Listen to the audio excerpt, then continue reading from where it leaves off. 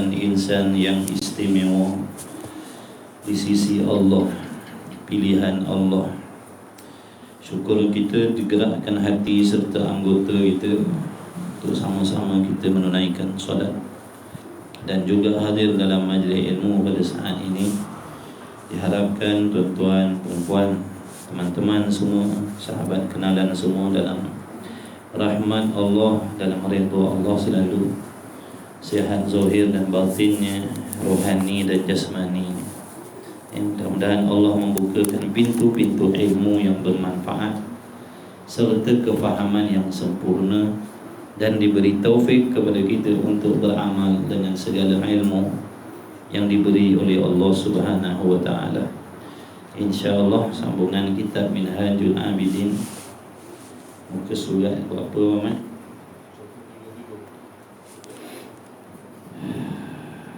177.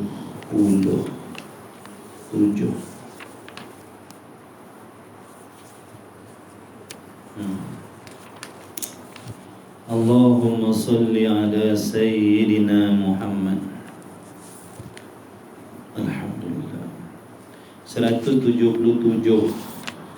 Ada tak yang edisi lain? Ada tak yang edisi lain? Surat lain tak ada. Semua sama. Sebab ada kitab baru, kitab cetakan baru, muka surat dia beza.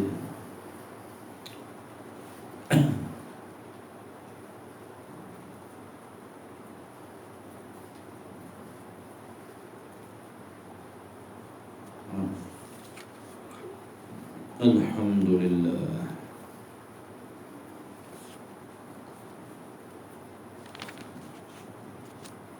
Perenggan apa Mat? Maka maka jika engkau kata La ilaha illallah.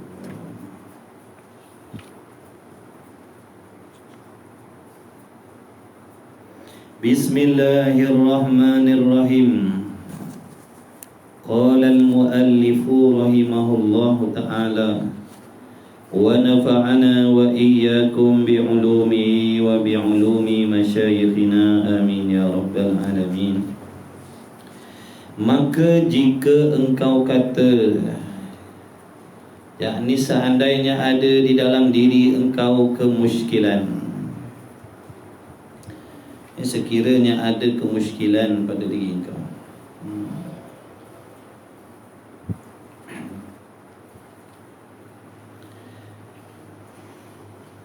maka adalah wara' ini menyalahi syarak dan hukumnya. Maka adakah wara' ini, sifat wara' itu, apa maksud wara'?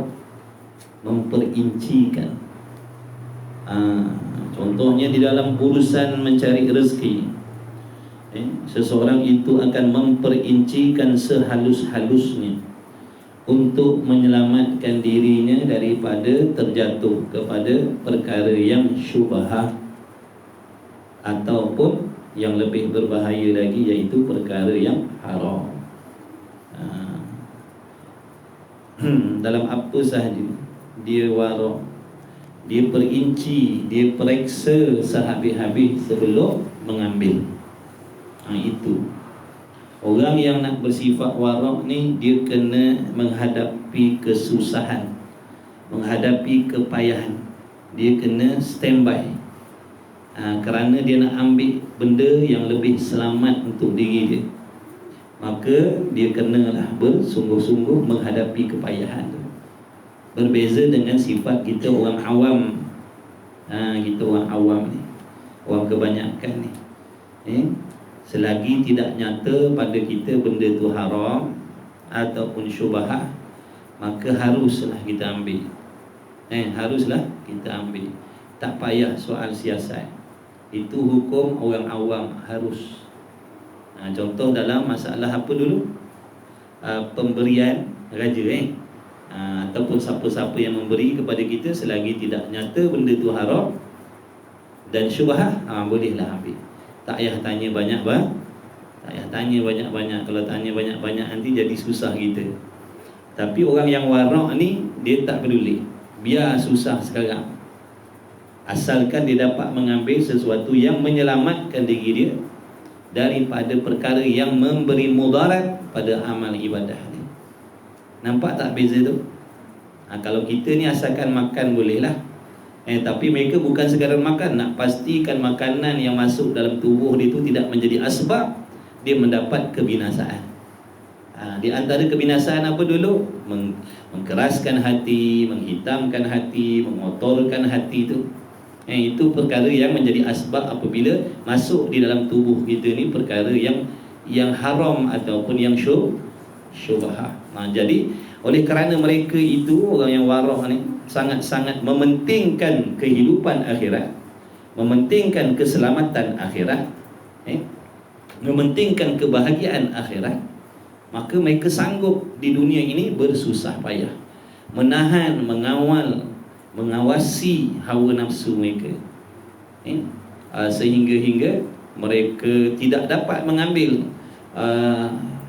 kesenangan di atas dunia seperti kita. Orang warak ni dia tak apalah, tak hebat pun tak apalah tak hebat pun tak apalah, asalkan halal, asalkan bersih.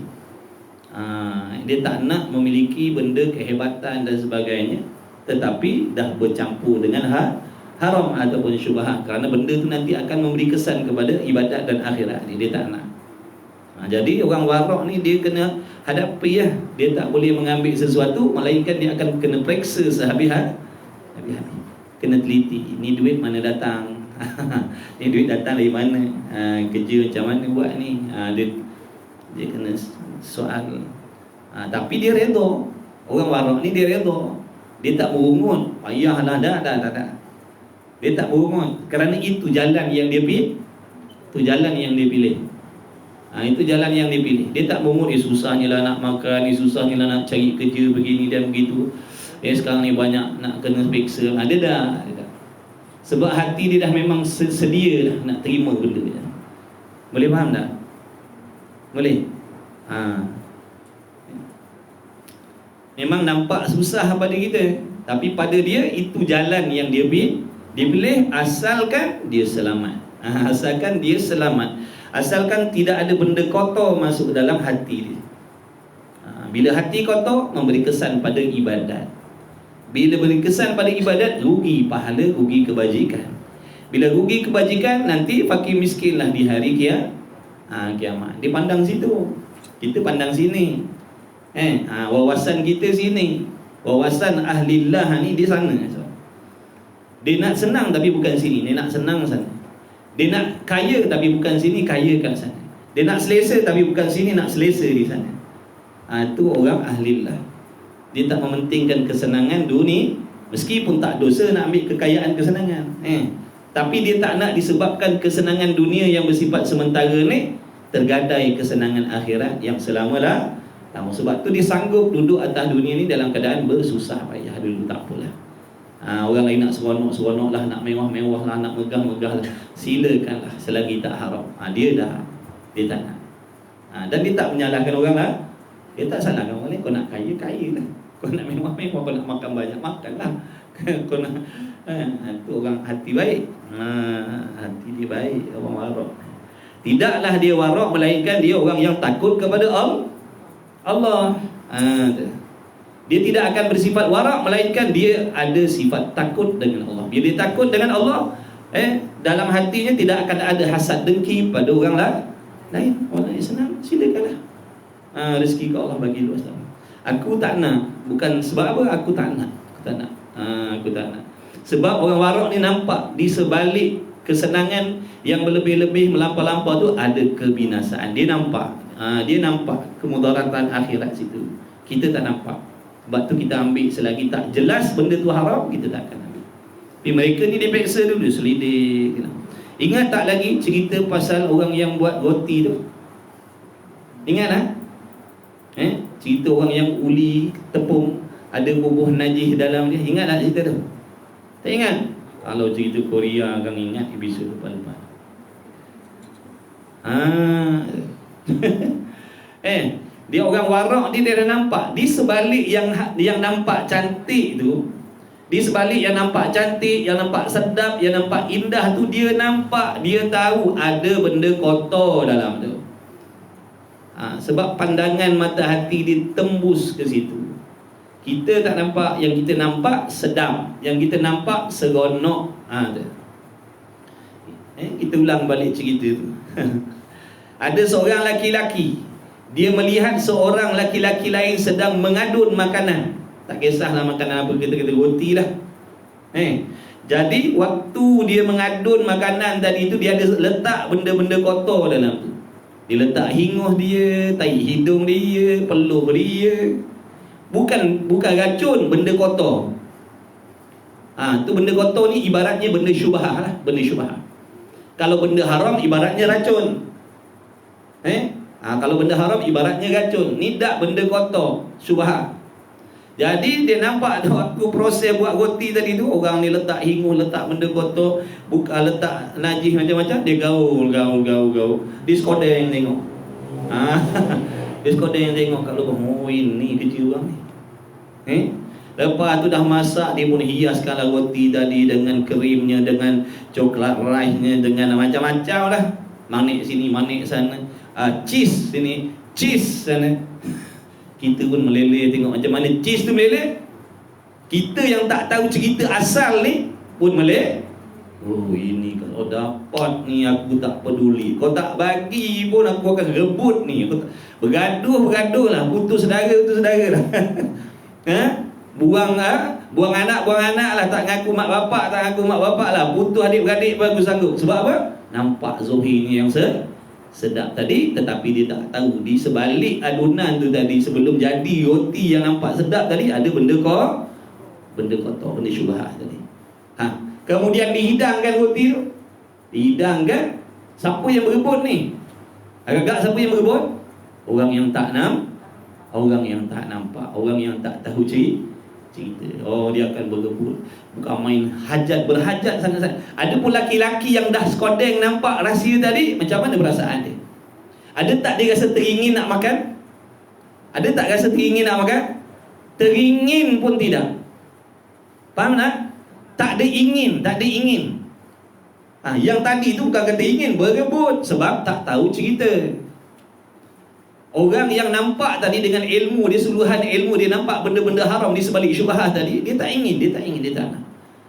Walau nampak hebat, nampak cantik, nampak lazat, nampak mewah macam mana, kaya macam mana, dia tak ingin. Sebab dia tahu benda tu ada benda kotor, benda yang memberi mudarat pada diri dia. Orang yang tak nampak, dia akan berebut-rebut ambil. Itu ibaratnya. Sebab tu kita tengok ada orang-orang ni, orang warak-warak ni, alim ulama yang hebat, dia tak peduli. Dia tak peduli dan dia tak melarang kita. Kau nak rebut lah. Dia tak. Sebab apa? Dia dah nampak di sebalik tu ada benda yang boleh memudaratkan diri dia ataupun mengotorkan diri dia. Itu ibaratnya orang yang nampak dengan orang tak nampak. Begitulah juga benda haram. Kalau benda haram tadi, dia skodeng tengok apa? Dia gaulnya tepung tadi dengan racun Roundup sikit, Clorox sikit, racun tikus sikit, apa lagi? Tu benda beracun, gaul. Jadi kuih yang sedap, berhias. Pergi letak kat depan, nak jamu, semua berebut ambil. Padahal benda tu akan mematikan diri dia. Ada pun orang yang nampak tadi, dia tak berhajat, dia tak beri. Kau nak bagi pun dia tak nak. Bagi pun dia tak mahu. Sebab apa? Dia tahu rahsia. Itulah perbandingan orang yang nampak kebinasaan dengan orang tak nampak kebinasaan. Tu cerita dia. Dia kata apa? Kita kata apalah, bodoh lah dia orang ni. Makanan begini punya sedap ni tak nak pula dah. Kita kata dia bodoh. Kita kata dia bodoh. Dia kata bodoh ni, tak cerdik ni. Makanan sikit punya sedap, lazat, macam-macam ramuan resepi ni. Ada tak nak, aku ulu kat dia, dia tak mahu. Padahal dia ulu kepada orang dah tahu rahsia. Sebab tu dia tak ingin. Kau bagi dan macam mana? Apa kena ambil benda kotor dalam tu? Dia tak ingin. Dia tak nak pun tidak. Kemudian dia pula ni, orang warak tadi yang nampak tadi, dia kata, alamak, Alangkah nanya dia orang ni. Nanyanya lah dia orang ni duk berebut pakat makan makanan yang dalamnya ada benda-benda kotor tadi. Tapi orang ramai tak tahu. Nampak zahirnya sedap. Makna dunia ni nampak zahirnya sedap dengan kekayaan, sedap dengan kebanggaan, sedap dengan kemewahan, sedap dengan macam-macam lagi. Dia tak nampak di sebalik yang sedap-sedap atas dunia ni ada benda yang mengotorkan akhirat dia. Sebab tu orang-orang kita ni dia sanggup bergaduh. Sanggup bergaduh pasal kesenangan dunia. Sanggup buang adik-beradik. Betul? Betul ke tak betul? Sanggup betul adik-beradik. Nak cari, nak getanya pasal ada macam-macam. Padahal benda yang direbut sangat tu benda yang memberi mudarat pada diri dia. Allahumma salli ala Muhammad. Habis. Tu cerita itu. Tu episod berapa hari tu tak ingat. Tengok balik. Ni jadi hukum warak ni apa hukum dia? Di sisi agama. Makna nak peksa sangat-sangat peksa ni apa pada hukum agamanya macam mana? Menyalahi syarak ke tidak? Kalau kita ni nak memilih nak jadi orang warak ni, takkan ambil sesuatu melainkan selidik sehabis-habisnya. Bila puas hati baru ambil. Apa hukum berperangai macam tu? Boleh ke tidak dalam agama? Tu soalan dia. Maka adalah warak ini. Mana tu? Maka kelakuan ini, maka kau kata tadi, adakah warak ini menyalahi syarak dan hukumnya? Hukum syarak. Apa maksud hukum syarak? Keputusan yang datang daripada Allah. Ada berapa hukum syarak? Ada 5. Wajib, sunat, makruh, haram, harus. Jadi warak ni duduk mana? Wajib ke? Sunat ke? Makruh ke? Harus ke? Haram ke? Warak ni. Apa hukumnya orang yang nak bersifat warak ni? Adakah orang yang bersifat warak ni dia telah membuat benda haram? Ataupun adakah orang yang bersifat dengan warak ni telah membuat benda sunat ataupun benda makruh atau sebagainya? Maka ketahui olehmu wahai orang yang bertanya. Maka ketahui olehmu wahai orang yang bertanya, wahai hamba Allah, wahai orang mengaji yang mendengar, bahawasanya syarak itu dihantar atas kemudahan. Makna hukum hakam Allah tu Allah pikulkan ke atas diri kita bukan nak menyusahkan. Allah menetapkan hukum syarak tu wajib, sunat, makruh, haram, harus. Ada kala wajib, ada kala mesti kena buat, ada kala mesti kena tinggal, ada kala digalakkan buat, ada kala digalakkan tinggal, ada kala tak boleh buat langsung. Haram tu sebenarnya bukan nak menyusahkan, nak memudahkan. Yang orang kata susah tu sebab tak kenal. Sebab dia tak kenal, sebab dia tak tahu, sebab dia faham, maka dia pandang syarak ni menyusahkan hidup dia. Wal'iyadha billahi min dhalik. Dia berasa malang duduk dalam agama Islam. Susahnya lah duduk dalam agama Islam. Apa hukum menjaganya? Rosak akidah, murtad, na'udzubillah. Kita susah nak agama. Ini tak boleh, itu tak boleh, ini tak boleh, itu tak boleh. Kang ni kena paksa buat pula, tak buat pula berdosa nanti Allah azab. Dia tak suka, dia tak suka. Itu dia tak kenal Tuhan dia. Orang cakap macam tu, orang tak kenal Tuhan. Orang tak mengenang budi. Tak mengenang budi Allah atas diri dia. Yang mana Allah ni sentiasa menolong, membantu, memberi nikmat kepada dia pagi, petang, siang, malam, sejak dia daripada dalam perut sampailah ke hari ini. Betul? Ada tak sekali Allah tak tolong kita? Ada tak sekali je? Selama kita hidup 70, 80 tahun, 50 tahun ni, ada tak sekali Allah tak tolong? Ada? Ada. Sentiasa dalam bantuan Allah. Nak menampak Allah tolong, nak fikir Allah tolong, nak melihat Allah tolong. Tolong semua. Nak bagi lena tidur Allah tolong, nak bangun Allah tolong, nak gerak diam Allah tolong, nak dapat kerja Allah tolong, bagi gaji Allah tolong, masuk perut, makanan minuman Allah tolong. Tolong semua tolong. Berkehendak kepada Allah kita ni, sentiasa berkehendak. Lupa dengan tidak lah. Lupa dengan tidak aja kita ni sedang ditolong, sentiasa ditolong oleh Allah. Jadi orang yang sedar yang diri ini tu sentiasa ditolong oleh Tuhan, dia akan sanggup berkhidmat dengan Allah. Dia akan sanggup mematuhi apa yang diperintah oleh Allah atas diri dia. Sebab Allah sangat-sangat banyak berbudi dalam hidup dia. Itu orang kenal. Itu nama orang beradab, itu nama orang berakhlak, itu nama orang baik. mengenang jasa, mengenang budi. Bukan seperti kacang lupakan kulit dah. Banyak kita ni kacang lupakan kulit. Bila Allah tolong, kita tak bersyukur. Bila Allah bagi bala, kita merungut-rungut. Dia nak Tuhan ikut kehendak dia. Ada jenis hamba manusia yang jenis macam tu. Dia nak Tuhan ikut kehendak dia. Patutnya kita mau tak mau kena ikut kehendak tu Tuhan. Tu kalau dia kenal Tuhan. Tapi kalau dia tak kenal Tuhan, dia nak Tuhan ikut kehendak dia. Na'udzubillahi min zalik. Maka ketahui oleh bahawasanya syarak itu dihantarkan, makna dipikulkan atas diri kita bukan untuk kesusahan, untuk nak memudahkan kita. Mudahkan kita mana? Memudahkan kita di dunia dan juga di hari kiamat tu besok lebih-lebih lagi. Lebih-lebih lagi nak memudahkan urusan kita di hari kiamat besok.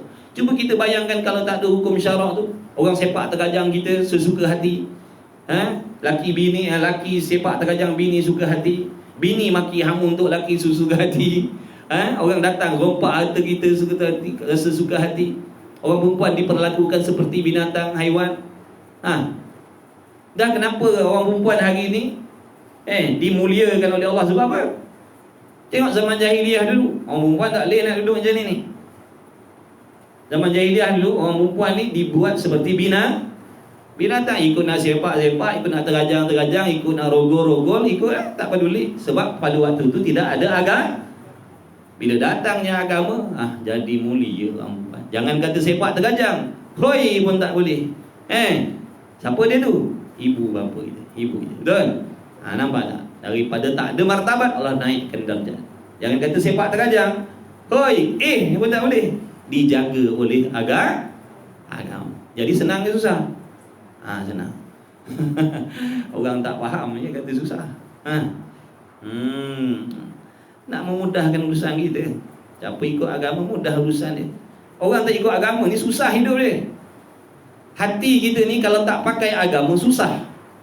Tengok orang harta-harta, kita sakit hati. Tengok orang bahagia, kita dengki. Susah hidup. Tapi kalau hatinya beramal dengan apa yang Allah suruh, jangan hasad, jangan dengki, doakan orang lain baik-baik, jangan berdendam, jadi pemaaf. Tenang hati. Kan kesenang hidup. Betul? Hati kita ni tak nak ikut agama. Sebab tu walaupun pada zahirnya cukup makan, cukup pakai, cukup gaji, tapi masih lagi rasa tak bahagia. Tak bahagia. Sebab hati kita ni penuh penyakit. Tak nak ikut apa yang Allah suruh. Allah suruh tawaduk, merendah diri, kita sombong. Allah suruh doakan yang baik-baik pada orang, kita doa yang jahat-jahat. Allah suruh doa jangan iri hati, kita iri hati. Allah suruh pemaaf, kita ambil dengki. Apa tak susah hati kita? Apa tak sakit hati kita? Apa tak susah hidup kita? Allah suruh redha dengan qada qadar Allah. Kita tak terima takdir. Nampak tak? Macam mana nak kata senang? Sebab kita tak beramal. Cuba beramal. Zahir dan batinnya ikut agama. InsyaAllah, walaupun dia duduk bawah jambatan pun hatinya bahagia. Walaupun dia makan apa? Makan pencucuk kayu je, hatinya bahagia. Sebab tak sakit hati dengan orang, tak dendam dengan orang, tak dengki dengan nikmat yang ada pada tangan orang lain, redha dengan takdir Allah, sentiasa bersangka baik dengan Allah, bahagia hidup dia. Sebab tu hakikat kebahagiaan tu bukan duduknya pada tangan, tapi pada hati yang takut kepada Allah. Hati yang takut kepada Allah, dia bahagia.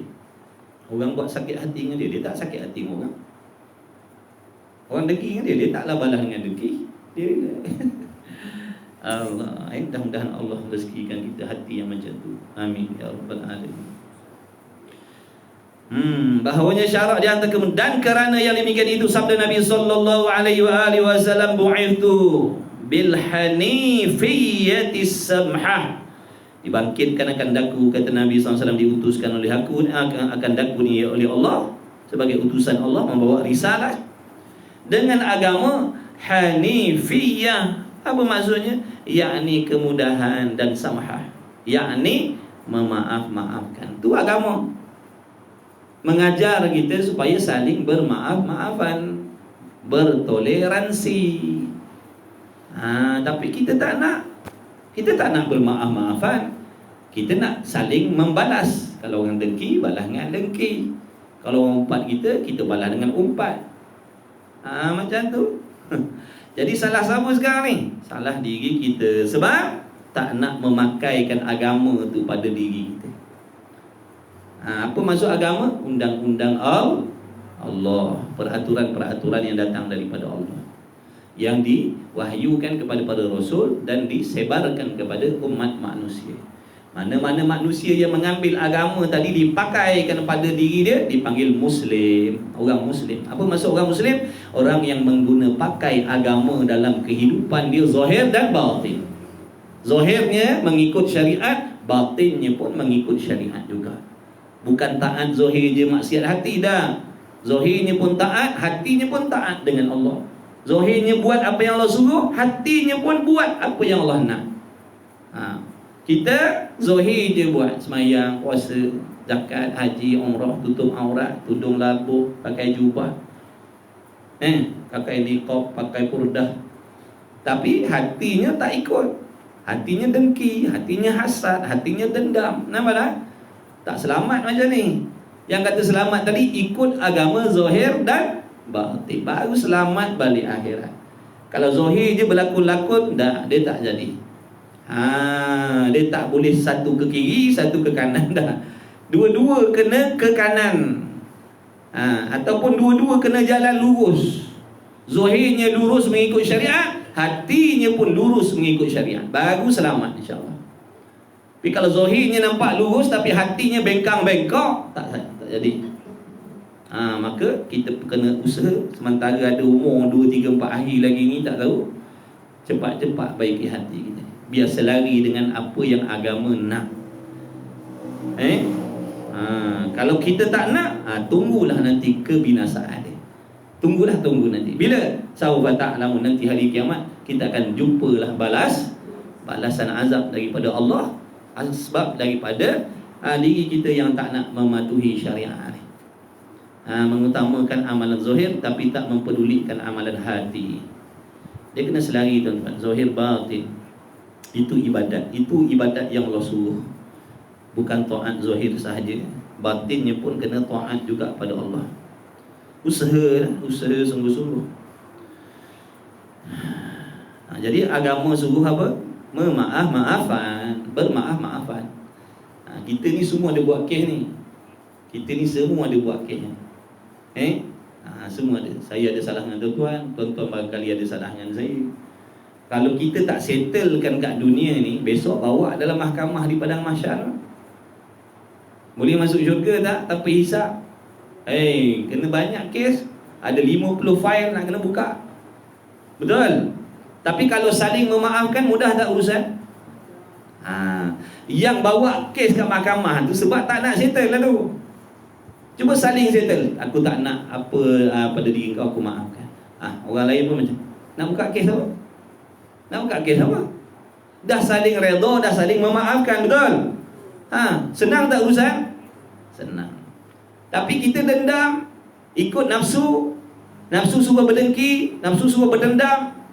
Kalau jahat, balas dengan jahat. Kalau selagi tak balas dengan jahat, tak puas hati kita. Sebenarnya bukan tak puas hati kita, tidak memuaskan syaitan dalam hati. Kalau orang buat jahat, tak balas dengan jahat, makna syaitan tak puas, nafsu tak puas. Yang memuaskan dia apa? Balas balik dengan kejahatan. Itu yang dia kata puas hati aku. Itu bukan puas hati aku, puas hati syaitan lah. Siapa yang nolong? Kita. Jadi hamba syaitan. Hamba syaitan lah. Taat kepada syaitan. Syaitan kata berdengki, kita baiklah. Syaitan kata berdendam, baiklah. Bukan ketaat pada syaitan tu. Betul? Biar faham betul-betul. Allah Ta'ala kata jangan bertuhankan kepada syaitan. Apa maksud bertuhankan syaitan ni? Makna jangan menyembah syaitan. Apa maksud? Jangan taat arahan dia. Bahkan kena lawan, kena perang, kena berjihad, mujahadah, lawan Setan kata dengki, balas dengan kebaikan. Setan ajak cerita jahat orang, ceritakan kebaikan orang. Itu nama lawan. Ni kita bukan lawan, menurut. Setan kata jom cerita hal orang, kita pun cerita hal orang. Hal yang jahat lah tu. Kalau cerita hal kebaikan orang tak ada masalah. Si Anu tu pernah tahu tak? Dia rajin semayang malam, rajin mengaji, anak-anak dia pun rajin semayang. Tak apa cerita macam tu. Ada orang nak cerita macam tu? Minta maaf lah, mati duduk balik pun takkan. Baik cerita kejahatan orang. Pensel mengumpat. Yang haji pun mengumpat, yang hajah pun mengumpat. Habis duit puluh ribu, belah ribu pergi haji, semua sia-sia semua. Betul? Nabi kata orang mengumpat ni pahalanya dibinasakan oleh Allah. Tak peduli pahala haji, pahala umrah, tak peduli. Nabi bukan cakap bohong. Nabi kalau kata binasa, binasa pahala amal. Sebab tu nak beramal ni kena ada ilmu, baru tahu pantang larang dalam ibadat. Baru boleh balik kepada akhirat dalam keadaan membawa untung yang berlipat kali ganda. Tapi kalau dah habis lah, memang penat lah kita. Buang waktu, buang masa, habis umur, penat lelah buat ibadat, balik akhirat bukan bawa pahala, bawa dosa yang bergunung ganang. Sebab apa? Tak pandai nak menjaga pahala ibadat. Buatnya banyak tapi tak pandai jaga. Itu tak cerita dengki lagi. Ini semua sifat jaga-jaga tuan-tuan. Ini di antara sifat menjahanamkan semua pahala amal yang kita buat. Kalau kita tak berhenti, tak pencen lagi sebelum mati, kalau datang kematian dalam keadaan ada lagi penyakit di dalam hati kita, wallahi takkan ada kebaikan yang kita bawa balik. Yang pertamanya tadi dengki. Jangan sakit hati dengan kesenangan orang. Doakan orang yang dapat nikmat itu supaya dia bersyukur dengan nikmat Allah. Yang kedua, jangan ada apa? Jangan ada iri hati itu, dengki sama tu. Kemudian yang kedua, jangan mengumpat. Berhentilah cerita hal kejahatan orang, walaupun betul, kecuali pada tempat-tempat yang hukumnya harus, itu lain. Belajar bab mengumpat tu. Kena belajar, nak mengumpat pun kena mengaji. Sebab ada tempat mengumpat hukumnya haram, ada tempat mengumpat hukumnya harus. Belajar situ. Jangan, yang satu lagi, jangan ada penyakit ujub dalam hati kita. Ujub, kagum dengan diri sendiri. Kagum jadi orang baik, kagum jadi orang semayang, kagum jadi orang mengaji, mengajar. Ini semua membatalkan pahala amal. Dah, apa yang kita dapat tuan-tuan?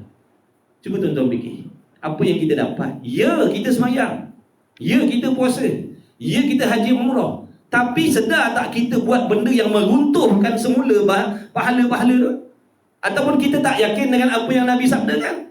Nabi bohong. Kalau tak percaya, jadi kafir lah. Sebab tu wajib beriman dengan Rasul supaya yakin sungguh-sungguh apa yang dikhabarkan oleh Rasul. Bila yakin dengan apa yang Rasul kata itu benar, berlaku, terjadi, kita akan mikir banyak kali, alangkah penatnya kalau macam ni aku buat ibadat puluh tahun, tapi dalam masa yang sama aku buat benda yang merosakkan pahala amal ibadat. Apa yang aku nak bawa balik menghadap Allah besok? Dosa dah tentu kita bawa. Kebajikan atas dunia ni, contohnya atas dunia ni, ada orang pandai cari duit tapi tak pandai simpan duit. Betul? Dia pandai cari duit, duit beratus-ratus ribu, tapi berjudi sana, berjudi sini, enjoy sana, enjoy sini. Apa untung dia dapat? Tapi pandai cari duit, tapi tak pandai jaga duit. Celaka juga hidup di atas dunia.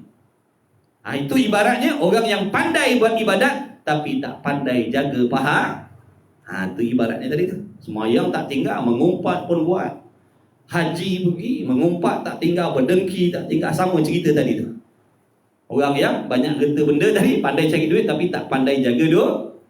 Habis. Tanya mana wang simpanan? Tak ada. Mana pergi? Habis dah berjudi baru ni. Ini cerita akhirat, bukan cerita dongeng tuan-tuan. Orang kafir tu, dia tak percaya apa yang Nabi sampaikan. Dia kata bohong ini, bohong itu. Maka Allah hikayatkan dalam Quran, mereka kata selepas daripada Allah kata selepas daripada mereka diazab oleh Allah, baru dia mengaku benarlah apa yang Nabi Muhammad cakap dulu. Tapi dah terlambat lah, dah gentung duduk dalam api dah, nak cakap macam tu. Dah kena bakar baru nak kata benar lah apa yang Nabi cakap dulu atas dunia dulu. Betul rupanya. Tapi dulu tak percaya. Sama lah macam kita. Kalau percaya mesti kena ada azam dan usaha nak tinggalkan benda-benda. Orang yang bijak dia tak nak rugi akhirat. Ada tak orang nak hidup susah atas dunia? Tak ada. Semua orang nak hidup senang atas dunia. Buktinya tu yang kita bekerja pagi petang siang malam. Sebab nak duduk senang. Padahal kita tahu kesenangan sehebat mana pun kita akan tinggalkan. Betul? Bila datangnya mati, tinggallah segala kesenangan. Senangan bini, senangan anak, senangan laki, senangan harta, senangan jawatan. Semua tinggal. Tapi kita bersungguh cari sebab tak nak susah. Walaupun di tempat yang sementara ni tak nak. Adakah orang yang waras sanggup nak duduk dalam kesusahan yang kekal selama-lama hari kiamat besok? Kalau orang berakal lagi lah dia tak mau. Kalau dah aku tak sanggup nak susah atas dunia ni sekejap, takkan aku sanggup nak susah dalam api neraka tu pula. Itu orang cerdik. Kalau orang tak cerdik, dia kata macam mana? Biarlah sini aku senang lenang, hari kiamat besok duduk dalam azab pun tak apalah. Itu orang tak itu orang gila. Orang tak waras macam tu. Kalau waras, kalau dah sementara aku nak sedang, nak hebat, nak bahagia, lebih-lebih lagi hidup yang kekal selama-lama lagi lah aku nak senang, nak kaya, nak hebat. Allah dah tawarkan syurga tu untuk orang yang sanggup mengawal kehendak hawa nafsunya atas dunia. Kau nak apa? Semua ada. Mahligai sebesar-besarnya, seluah-luahnya, beribu-ribu bilik siap dengan pelayannya, siap dengan khadamnya. Tak perlu nak beramal ibadah dah. Tidak ada sebarang jenis masalah, tak ada sebarang jenis sakit yang ada dalam syurga tu, melainkan kesenangan zahir batin. Tak ada masalah. Sini kita orang kaya, ada masalah nak? Kita orang kaya, kita orang hebat, kita pangkat jawatan, ada masalah nak? Ada masalah. Tanya raja lah, kalau kita ni peluang sembang dengan raja, tanya, wahai tuanku ada masalah nak? Ada masalah. Sebab dunia ni memang tempat masalah. Kenapa? Dengan masalah itulah, kalau pandai kita mengolahkan masalah-masalah tadi, menjadi asbab dosa kita diampunkan oleh Allah, dinaikkan darjatnya oleh Allah, ditambah-tambahkan pahala oleh Allah.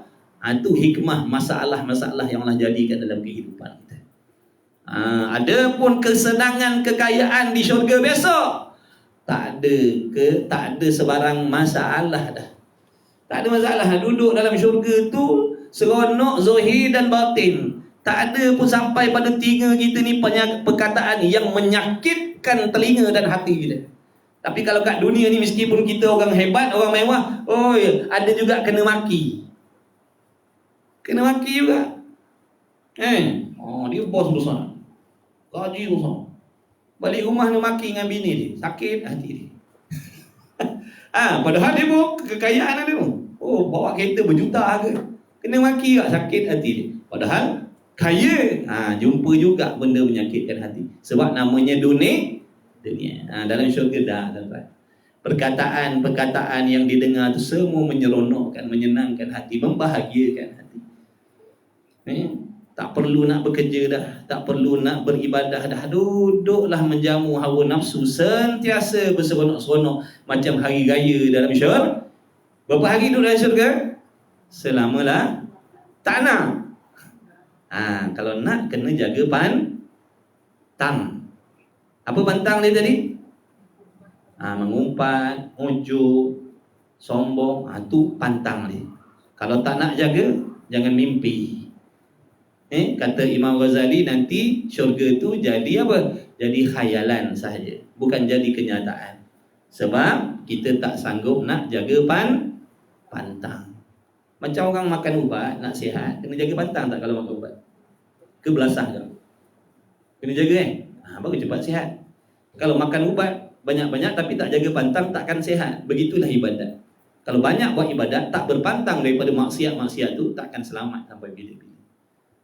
Maka usahalah, sungguh-sungguh doa, sungguh-sungguh minta, sungguh-sungguh dengan Allah. Perbaiki. Tak boleh hari ni, besok cuba lagi, belajar lagi, fahamkan lagi. Begitu. Jangan putus asa daripada rahmat Allah. Allah boleh nak ubah diri kita ni jadi baik sekelip mata. Allah Maha Kuasa. Tapi Allah dengan kehendak Allah, sengaja Allah tetapkan kesusahan tu supaya kita bermujahadah, bersungguh-sungguh. Di situlah Allah akan Allah Ta'ala nak melihat hamba yang mana yang terpaling bersungguh nak mencari redha Allah. Itu hikmah Allah jadikan ujian. Bukan Allah nak nanya kita dah. Allah nak tengok mana hamba yang paling bersungguh nak cari redha dia. Yang paling bersungguh nak cari redha, dia akan sanggup bersusah payah. Asalkan dapat redha Allah. Orang yang tak bersungguh, baru Allah uji 2, 3, 4 kali, patah balik dah. Tak mahu dah, letih. Putus asa. Kemudian, dan warak itu dihantarkan atas payah. Warak, orang nak ambil sifat warak ni payah lah. Dan memeliharakan seperti barang yang dikata orang pekerjaan itu atas orang yang muttaqi, terlebih picik daripada akad 90. Kemudian warak itu daripada syarak pula.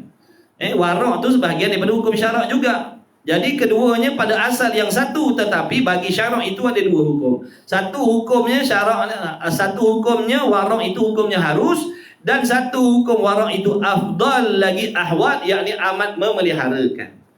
Maka tengok tu, maka yang harus makna warak yang hukumnya harus dikatakan baginya hukum syarak, dan afdal itu dikatakan bagi hukum ahwat, yakni nak memeliharakan. Dikatakan hukum warak, bukan hukum syarak, hukum warak ahwat tu. Sebab kenapa dipilih bersusah-susah tadi? Kerana ahwat, yakni apa? Nak lebih menjaga, mudah. Nak lebih jagalah, nak lebih selamat lah. Dia orang ni duk jalan kat tepi-tepi telaga.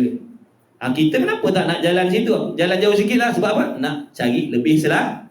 Itu ibaratnya. Takut kalau jalan kat tepi-tepi kan, takut salah hari kan, jatuh dalam tu. Jadi aku nak ambil jalan yang lebih selesa, yang lebih selamat daripada kebinasaan. Aku jalan jauh sikit lah. Tak apalah jauh sikit pun, asalkan aku selamat. Kalau jalan tu memanglah cepat sampai, tapi bahaya tu, takut salah langkah kan, terjun dalam gaung orang. Ibaratnya begitulah warak tadi. Tak apalah jalan jauh sikit pun, bersusah sikit, asalkan dia yakin inilah jalan yang paling selamat. Harap boleh beza tu warak dengan hukum harus. Maka keduanya serta perbezaan keduanya satu pada asalnya. Asalnya sama. Asalnya sama. Tapi yang satu tu tadi apa? Dia lebih nak menjaga. Beribadat nak beribadat.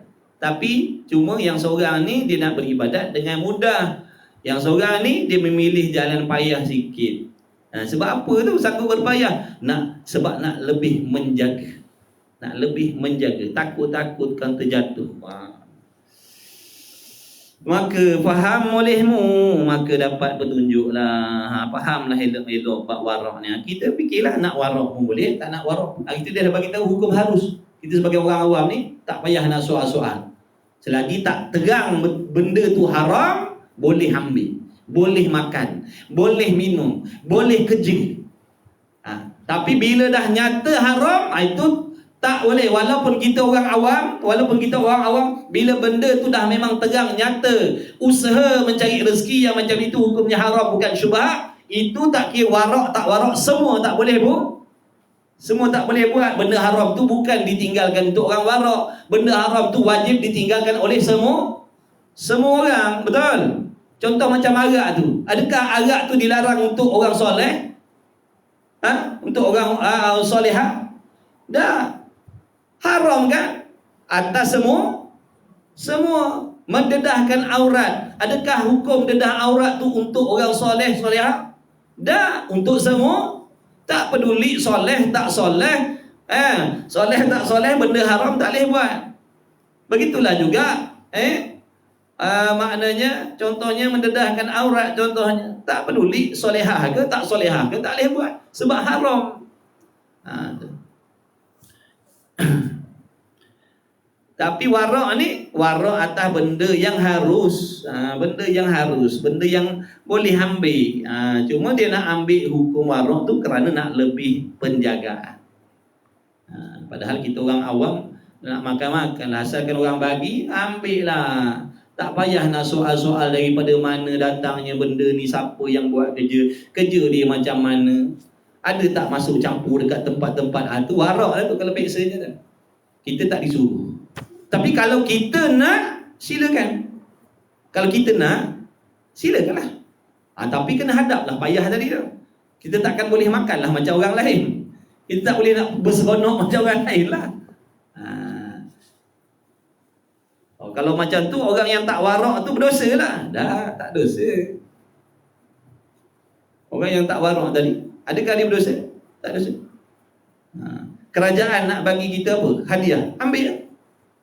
Selagi tak nyata duit tu duit haram ataupun benda tu benda haram. Nyatanya sahih. Kecuali dia terang-terang, ni tuan-tuan, ni saya nak bagilah hadiah pada tuan-tuan ni. Seorang RM1,000. Tapi duit ni duit daripada saham judi di Genting Highland. Atau judi tu Genting Highland ke Cameron Highland? Genting. Kita tak tahu. Dengan Highland tu lebih kurang aja kan. Genting. Dia kata ini hasil daripada saham perjudian dengan di sana. Jadi dengan berbesar hati, saya nak bagi hadiah lah. Itu terang-terang jangan ambil itu. Tapi kalau tak tahu jangan peksa, jangan tanya. Datuk, Datin, ni duit daripada mana boleh tanya tak? Ada ni hasil daripada melabur kat mana? Jangan tanya lah. Boleh tanya tapi susah lah kita. Fikir nak ambil mana. Kalau kita nak ambil warak, jangan pertikaikan orang yang tak soal tadi. Sebab hukumnya harus kita nak bersusah, kita diam-diam seseorang. Orang lain nak ambil, silakan. Sebab hukumnya harus, bukan haram selagi tak nyata benda tu haram. Kita tak nak ambil, tak boleh. Tu dia diam lah. Kenapa kau tak ambil? Tak ada apalah, saat ini aku tak nak ambil. Tak apalah.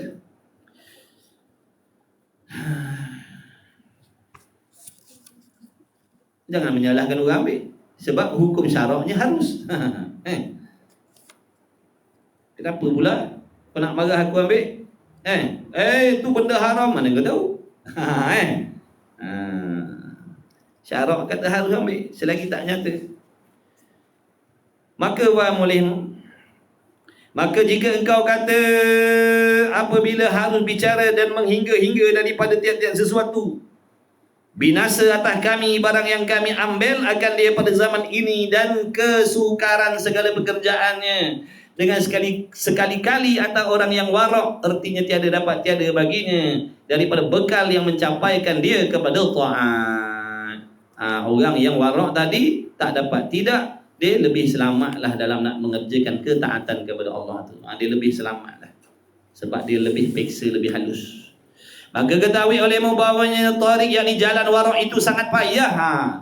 Kau kena tahu, kau kena sedar, orang yang memilih jalan warak ni, dia sedang memilih sesuatu yang sangat sukar, sangat payah. Padahal Allah tak memayahkan. Kan macam kisah cerita apa dalam surah Al-Baqarah. Allah suruh lembu, dia tanya lembu apa, warna apa. Kan jadi susah kerjaan. Makin menyusahkan diri. Jadi ada tempat-tempat je tak perlu nak tanya-tanya macam tu. Kalau kita tanya, nak soal, hadapilah kesusahan. Jangan merungut pula. Sebab kita dah pilih jalan tu. Dia tuan-tuan nak pilih jalan mana? Fikirlah masing-masing. Nak jalan warak, silakan. Nak jalan macam syarak kata tadi, selagi tak terang haram, tak terang syubhat, boleh ambil, silakan. Dua-dua ni ada jalan. Tujuannya tujuan sama. Tujuan sama. Nak dapat redha Allah. Cuma yang ni dia payah sikit. Dia nak ambil jalan payah kerana nak menjaga diri dia, nak lebih menjaga, dia lebih takut. Maka ketahui olehmu, wahai hamba Allah, bahawasanya tariq, jam tu betul tak? Betul. Maka ketahui olehmu bahawasanya tariq, yakni jalan warak itu sangat payah. Siapa yang nak mengambil sikap warak ni, dia kenalah bersusah dan sabar yang tinggi. Sabar yang tinggi dengan kepayahan yang dilalui.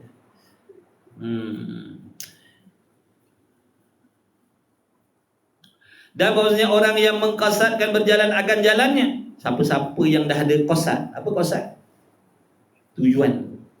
Siapa yang dah ada rasa, yang dah nak menuju, siapa yang nak tuju warak ni, dia nak ambil warak ni dalam hidup dia, dia nak jadikan diri dia orang yang warak,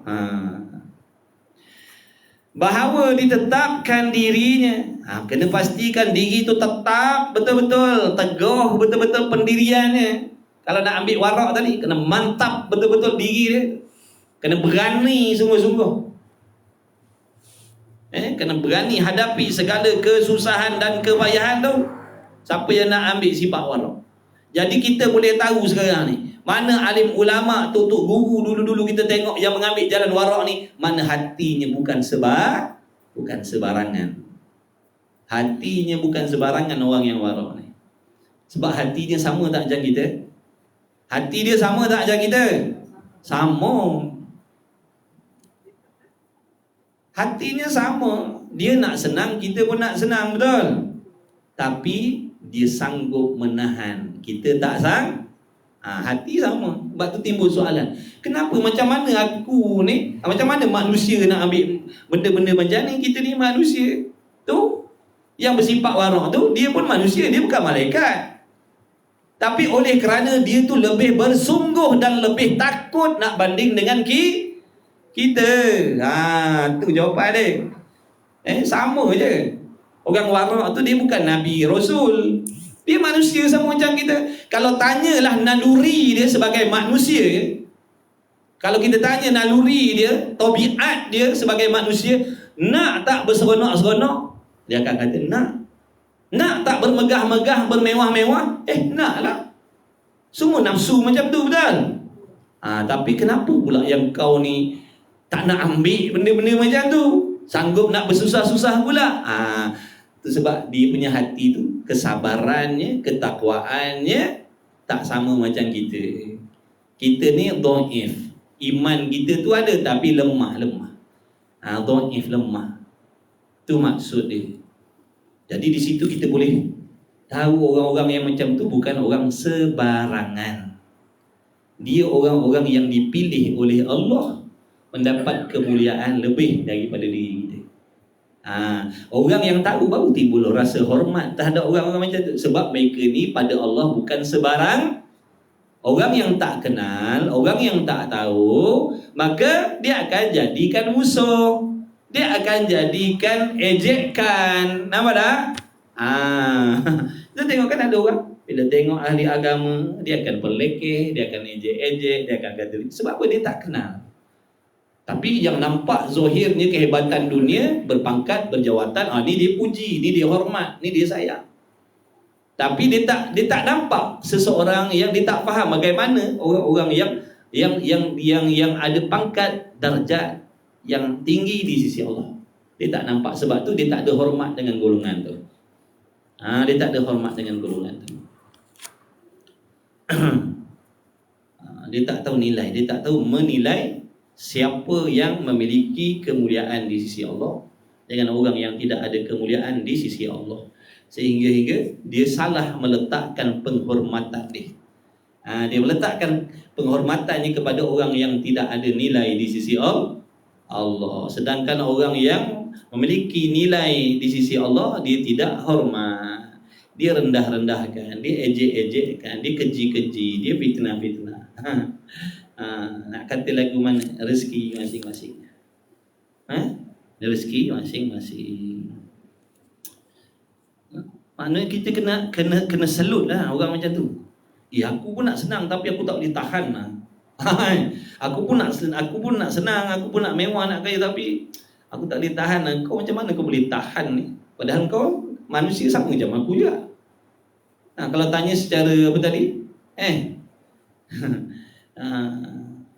Aku nak makan sedap, kau pun nak makan sedap. Aku pun nak kaya, kau pun nak kaya, tapi kenapa kau sanggup tahan? Aku tak boleh tahan. Dhaif iman kita dengan dia. Iman tu kata setengah ulama, iman ni ada tinggi, ada rendah. Sama macam sifat takwa tu. Ada yang takut sangat-sangat dengan Allah, ada yang tak berapa takut. Dia macam tu, tinggi rendah. Sebab tu kita ni kadang-kadang taat, kadang-kadang terjunam jatuh. Kan naik, mencacak naik.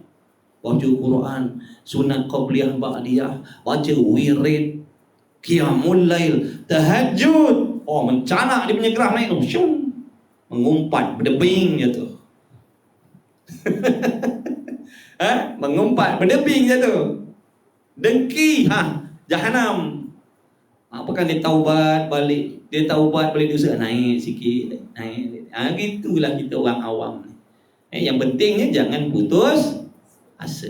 Orang yang hatinya bergantung dengan Allah, dia tidak akan pernah putus asa dengan kegagalan diri dia dalam melakukan taat. Meskipun dia tergelincir, terjatuh juga dalam maksiat, dia akan lebih bersemangat nak perbaiki, bukan terus terduduk tak nak bangun. Kita ni kadang-kadang cuba nak jadi orang soleh, cuba nak jadi orang solehah, buat amal ni, buat amal tu, cuba jaga, terjatuh dalam maksiat, langsung tawar hati nak buat dah. Betul? Betul ke tidak? Malih dah berapa lama dah try tak boleh lah. Biarlah. Tak apalah, biarlah macam ni. Tu putus asa lah tu. Tu nama putus asa. Orang yang tak putus asa, tergolek lah macam mana, dia bangkit balik. Dia cuba lagi. Sebab dia tahu Allah kalau nak ubah aku bila-bila masa boleh. Buat masa ni sekarang ni Allah tak kehendak lagi nak ubah aku jadi baik. Adalah hikmah. Allah nak tengok sejauh mana kesungguhan aku nak cari dia. Jadi itu yang membuatkan dia bangun-bangun. Jatuh dia bangun lagi. Jatuh lagi dia bangun lagi. Namun nak berpatah balik, tidak sekali-kali. Ini orang yang hatinya bergantung dengan Allah. Tapi orang yang bergantung dengan diri dia sendiri, ini yang patah balik tadi. Sebab dia meletakkan keyakinan dan harap pada diri dia, bukan pada Allah. Jadi kita pastikan hati kita ni bergantung dengan siapa? Gantung dengan diri ke gantung dengan Tuhan? Gantung dengan diri, kecewalah kita. Sebab apa? Meletakkan kepercayaan bergantung dengan sesuatu yang bersifat lemah, yang dhaif. Tapi kalau hati diletakkan pada Allah, kenal Allah, bergantung dengan Allah, insya-Allah dia akan jadi semangat. Jatuh pun jatuhlah, dia bangun lagi sebab dia tahu Allah boleh tolong dia bila-bila masa. Cuma Allah tak kehendak nak tolong. Adalah hikmah. Allah tak buat sesuatu benda yang sia-sia. Begitulah, sebab tu kena kenal Tuhan, kena kenal Tuhan. Barulah hati boleh macam tu. Ni suruh kenal Tuhan tak mau. Berasa macam dah kenal. Rupa-rupanya tak kenal ke? Kenal nama je rupa. Kenal nama je rupa-rupanya. Dia tak jadi kenal nama, dia kena kenal sifat-sifat dia. Dan yakin sungguh-sungguh, barulah dia boleh memiliki hati yang bergantung dengan Allah. Dia tanya, kenapa macam mana kalau belajar agama ni nanti macam mana nak makan, macam mana nak berbini, macam mana nak beranak, macam mana kalau belajar agama? Tak ada sijil, tak ada ni, tak ada itu. Kenal Tuhan elok-elok. Kena kenal Tuhan. Baru takkan keluar perkataan macam tu. Orang yang keluar perkataan macam tu, dia tak kenal Tuhan dia. Kerana apa? Dia merasakan yang memberi rezeki itu bukan Tuhan, tetapi usaha. Dia memandang usaha yang memberi rezeki, bukan Allah yang memberi rezeki. Sebab tu dijadikan hukum adat tu sebagai i'tiqad dia. Padahal i'tiqad yang macam tu merosakkan akidah dan iman dia. Na'udzubillah min zalik. Mengkosakkan berjalan akan jalan yang baru ditetapkan diri. Jadi orang yang nak ambil jalan warak ni silakan. Siapa nak beramal dengan warak silakan. Tapi dia kena tetapkan pendirian dia betul-betul. Dan hatinya kena teguhkan hatinya betul-betul atas menanggung kepayahan. Sebab dia akan lalui jalan yang susah. Tak sama macam orang lain. Tapi kejayaan dia tu dahsyat. Dia kalau dah sampai, senang dia. Senang banyak dia. Baginya yang demikian itu, dan jika tiada, maka tiada sempurna baginya wara. Makna tak sempurna. Makna kalau hatinya tak teguh, sekejap jaga, sekejap tidak, sekejap nak selidik, sekejap tidak, tak istiqamah, maknanya tak dapatlah dia pangkat warak yang sempurna. Namanya warak kucing. Ingat lagi tu guru kata warak kucing. Tahu warak kucing? Waktu tuan rumah ada, tuan dia ada, dia tengok ikan. Dia tengok tuan dia tak ada, siap. Dia cekau dia buat lagi. Tu warak kucing. Ada ketika kita warak kucing. Apa tu sengih-sengih macam orang soleh dah. Padahal warak kucing. Inna lillahi wa inna ilaihi raji'un. Bangsa tak sedar ke diri kita. Kita ni bangsa tak sedar ke diri. Mengaku alim, mengaku soleh, mengaku warak, mengaku takwa dah, mengaku orang baik dah. Kalau mati ni syurga dah ni tanpa hisab. La ilaha illallah. Tak jumpa kesalahan yang bertambun-tambun bergunung ganang dalam diri kita. Dengan sebab kejahilan. Sebab kejahilan kita tak nampak silap-silap kita. Kalau orang ada ilmu, sungguh-sungguh benar ilmunya, dia akan nampak, dia akan dapat suluh, dia akan dapat scan dalam dirinya betapa banyaknya benda yang menyalahi perintah Allah. Dan dia tak ada perasaan ujub dalam dirinya, bahkan sentiasa merasa hina, berdosa dengan Allah. Tu orang kalau ada ilmu ni penyuluh. Makin terang cahayanya, makin banyaklah benda yang nampak. Jangan kata yang besar, yang sehalus-halus pun nampak macam teropong tu. Kalau power sehalus-halus tu, molekul-molekul, atom-atom, elektron-elektron, tak apa menatang, tak tahulah kita dalam sains tu, boleh diteropong. Tapi kalau tak ada, batu besar penumbuk pun tak nampak. Apatah lagi nak scan benda-benda macam tu. Sebab tu kita yang tak ada ilmu ni, aku mana ada salah? Tak ada salah apa Aku dah semayang, aku dah puasa, dah tutup aurat dah. Apa benda salah Sebab tak ada alat teropong ni. Cuba bagikan alat teropong ni. Ni alat teropong ni. Belajar betul-betul, fahamkan betul-betul, ikhlaskan hati. InsyaAllah akan nampaklah benda yang halus-halus dalam diri kita. Ni tujuan ilmu tasawuf ni. Peranan ilmu tasawuf ni ibaratnya macam mikroskop tu. Nak cari kesalahan yang ada dalam diri. Orang tak belajar ni, dia tak akan jumpa kesalahan.